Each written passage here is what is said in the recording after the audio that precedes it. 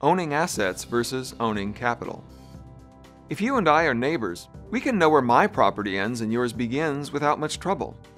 We could put a marker at the property line or draw a map, and everyone would agree that this is mine and that's yours. But what if you want to use your house as security for a loan, or bundle it with other assets, or divide your property into sellable shares? As long as there is no legal system that makes your ownership clear to everyone, all the transactions that would let you turn your property into capital will be simply too costly.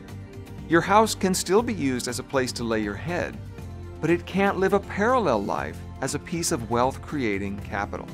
Hernando de Soto's research has uncovered that it is precisely this lack of legal means of representing ownership that accounts for much of the long-term, widespread poverty in many developing and former communist countries. And that is really surprising. It may seem obvious that people are so poor in places like Haiti or the Philippines or Peru simply because they don't own land or houses, or they don't own workshops or businesses. But it's not as simple as that.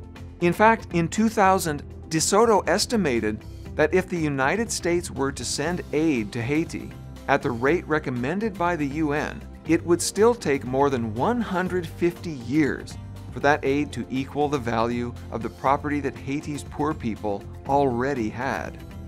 The problem, according to De Soto's research, is not a lack of stuff.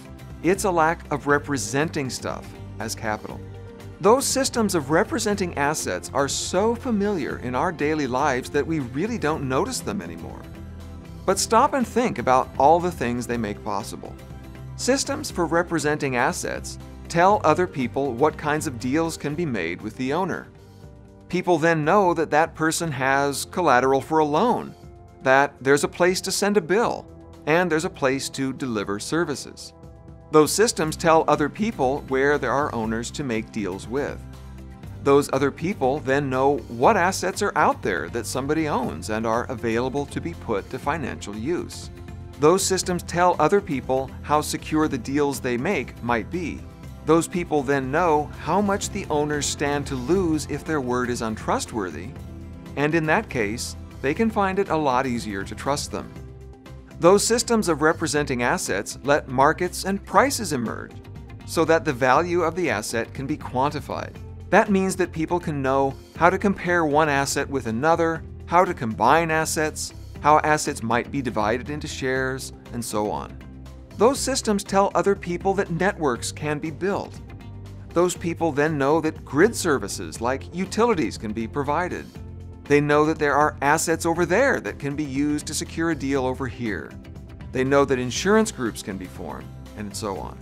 And those systems tell other people what buying an asset would get them into. Those people then know how to adjust the value of an asset to reflect any obstacles like liens that might be attached to the asset. One lesson here is how important background institutions are for creating wealth, such as the legal institutions for representing the ownership of assets. Another lesson is that the absence of institutions like these are among the major causes of poverty in the world. Stable social institutions, even those we never give a second thought, are crucial to the human ability to create wealth. That is why it's so important to give them a second thought after all.